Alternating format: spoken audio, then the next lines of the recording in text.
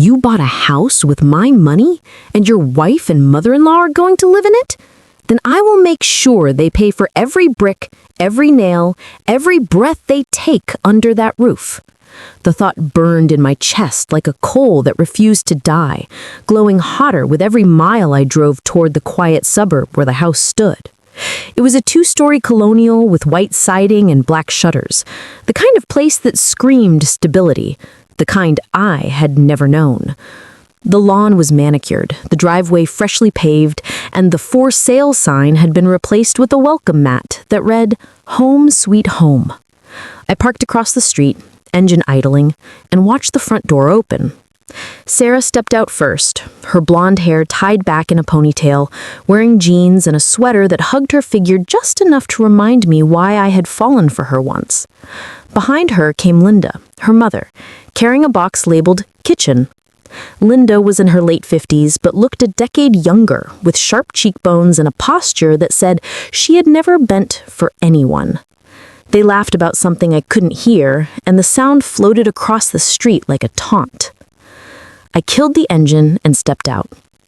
The air was crisp, carrying the scent of cut grass and distant wood smoke. My boots crunched on the asphalt as I crossed the street. Sarah saw me first. Her smile faltered, then froze. "Mark," she said, the box in Linda's arms forgotten. "What are you doing here?"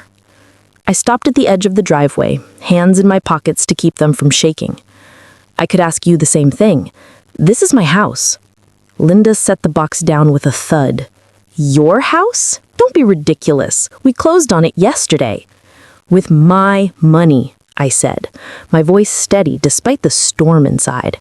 "The down payment, the closing costs, the renovations you insisted on, all of it came from the account I set up for us, for our future." Sarah's face paled. "That was a joint account, Mark. We were married." "Were," I repeated, past tense. "And even then, you never contributed a dime.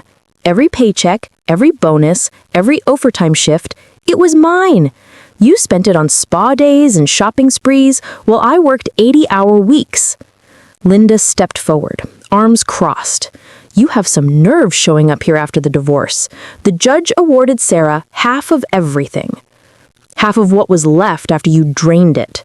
The house was purchased after the separation with funds I earned post-divorce. That makes it mine." Sarah shook her head. The realtor said what you told her," I interrupted. "That we were reconciling, that it was a fresh start. You lied to her, to the bank, to everyone, but not to me. I have the bank statements, the wire transfers, the paper trail that leads straight back to my account." Linda's eyes narrowed. "What do you want, Mark? Money? You already took everything in the settlement."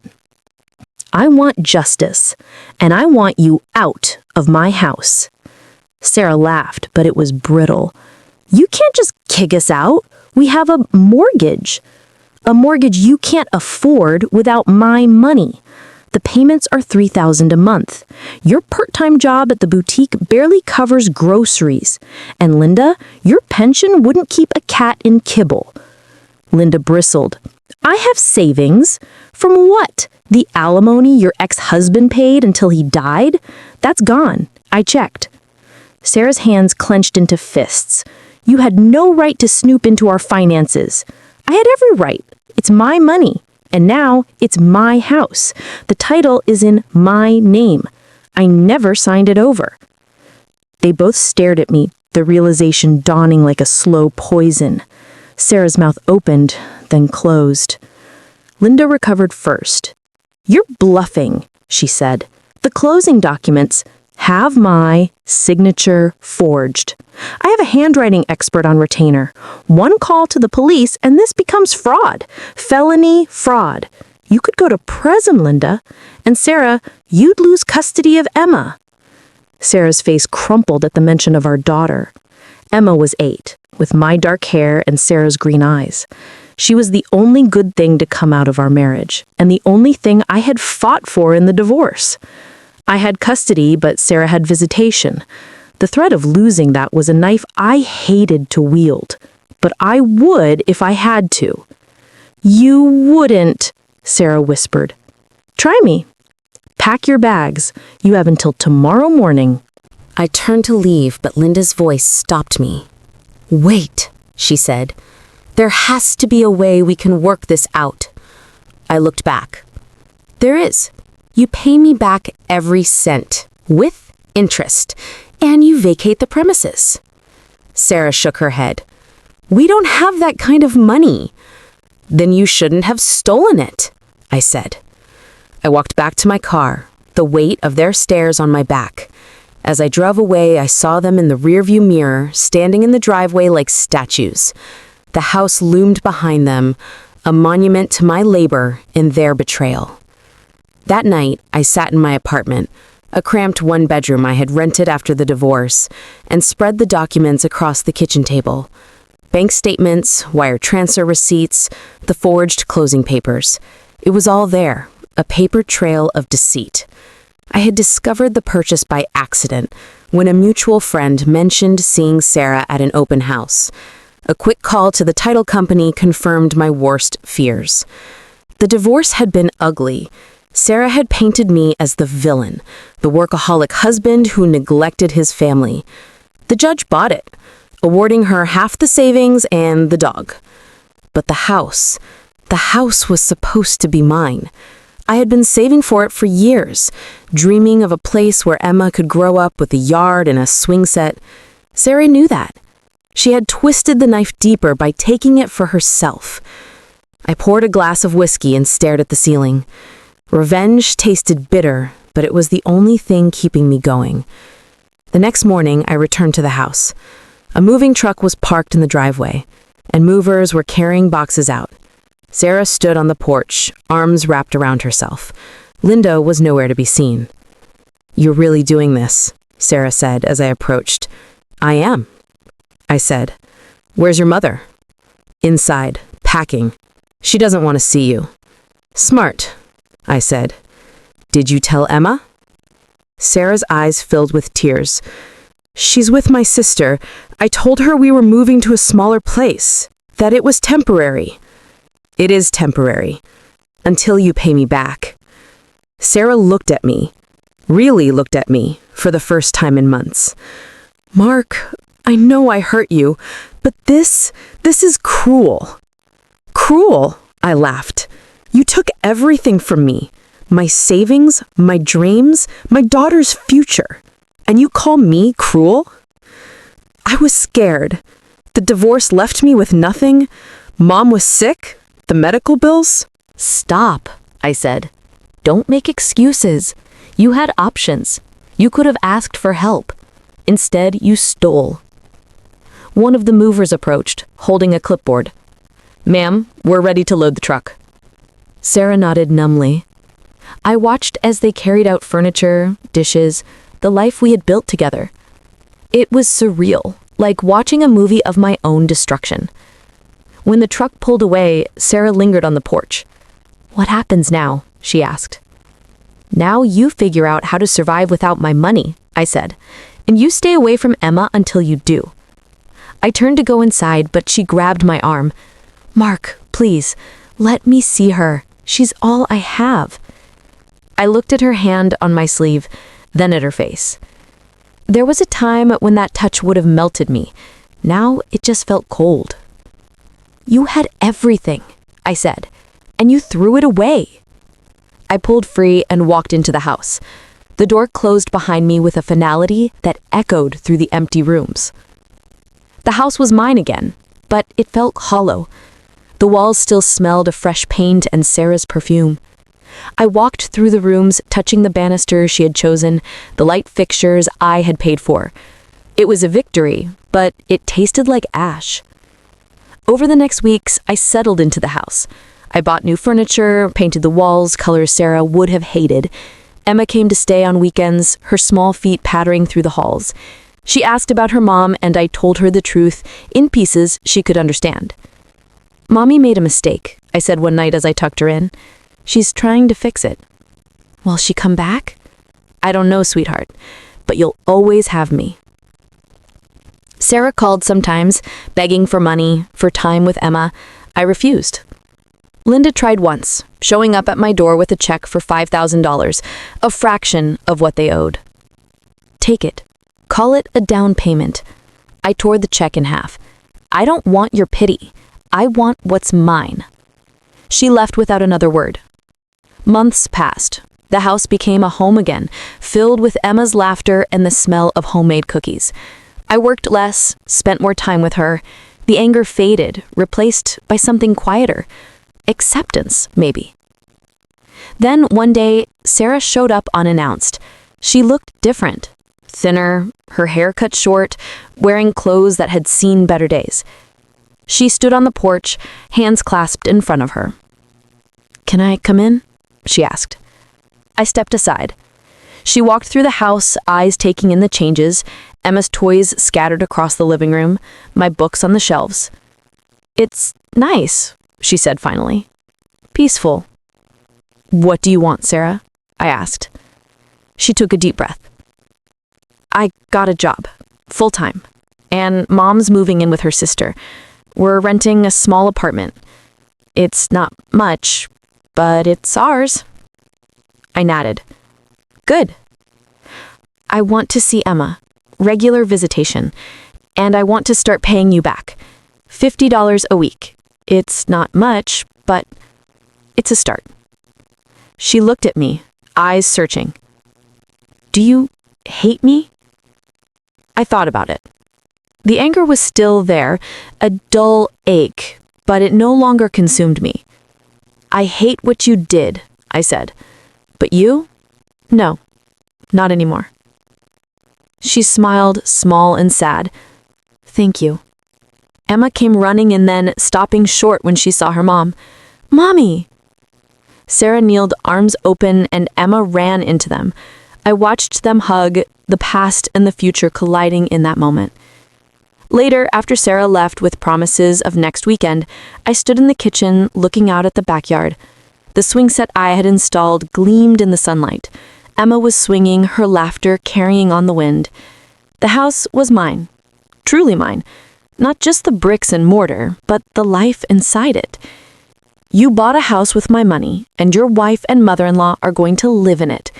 Then I will make sure they pay for every brick, every nail, every breath they take under that roof." But in the end, the real payment was watching them rebuild without me, and finding that I could rebuild too. The story didn't end with revenge.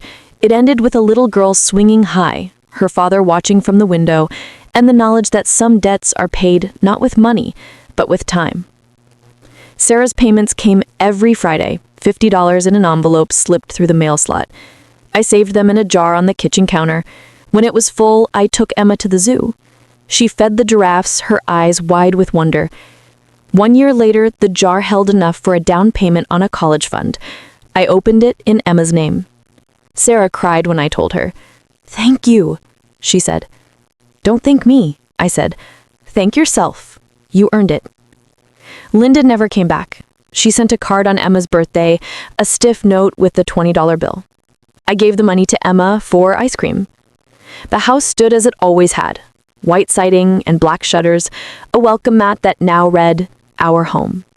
Sarah visited every other weekend, bringing homemade cookies and stories of her new life. She was dating someone, a quiet man who worked in IT. He stayed in the car the first few times, respectful of boundaries. Emma called him Mr. Tom. He taught her how to code simple games on an old laptop. She loved it.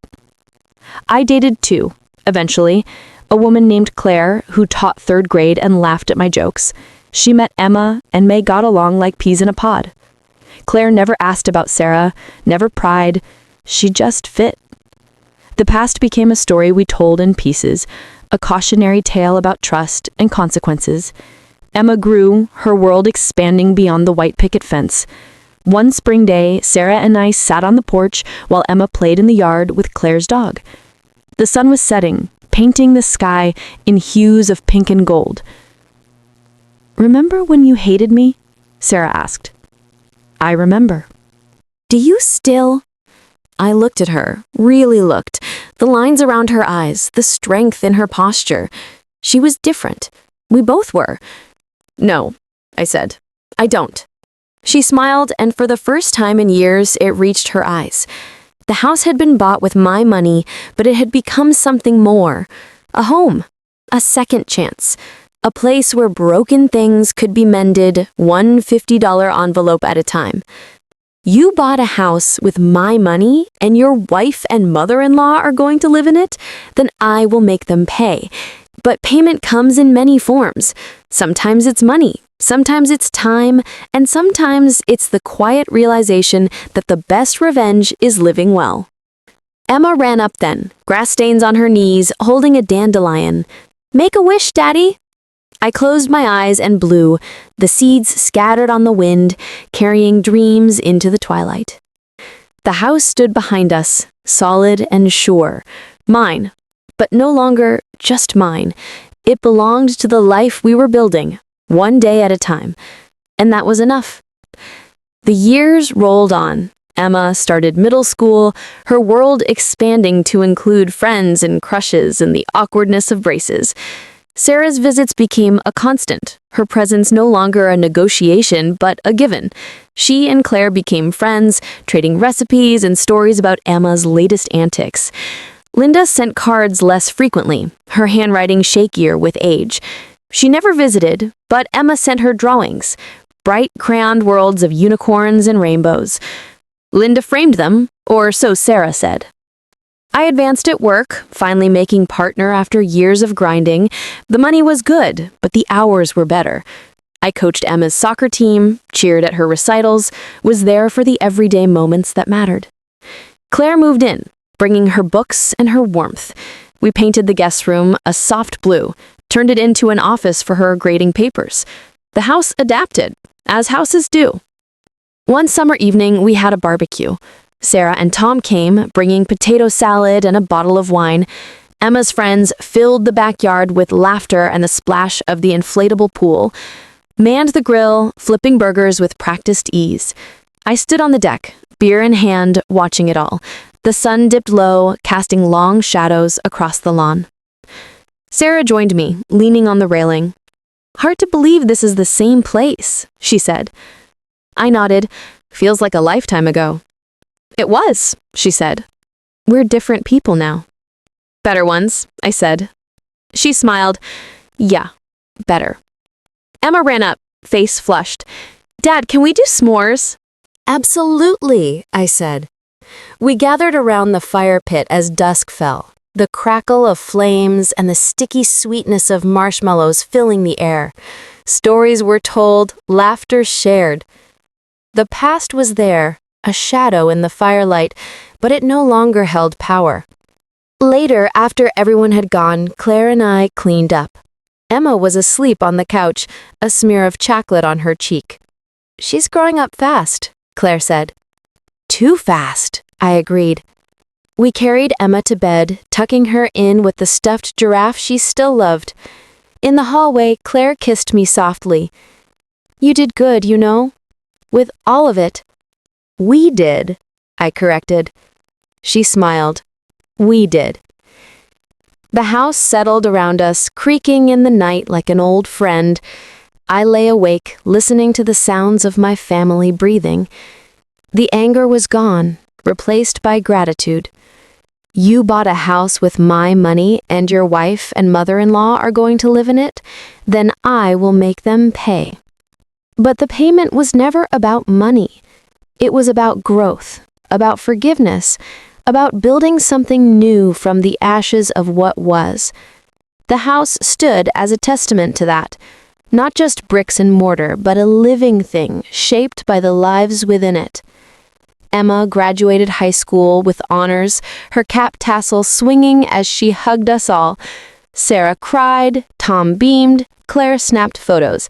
Linda sent a card with a check for $1,000, her way of saying she was proud. College came, then gone.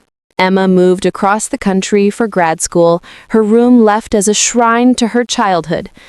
Claire and I traveled, finally taking the honeymoon we never had. Sarah remarried Tom in a quiet ceremony, Emma as maid of honor.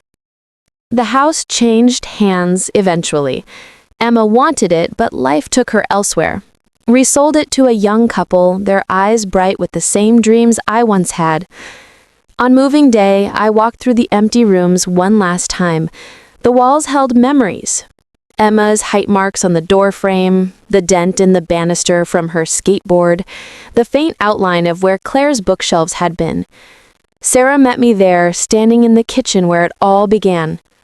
"End of an era," she said. "Beginning of another," I replied. We hugged, awkward first, then real. The past was settled, the debts paid in full. You bought a house with my money and your wife and mother-in-law are going to live in it? Then I will make them pay. But the payment was life itself, rich and full and unexpected. The new owners moved in, their laughter echoing through the halls. The house would hold new stories, new dreams. And that as it should be. I drove away for the last time, the white siding fading in the rearview mirror. Claire waited at our new condo downtown, Emma on video chat from her apartment in Seattle. Life went on, as it does. The house was just a chapter. The story was us, and it was a good one.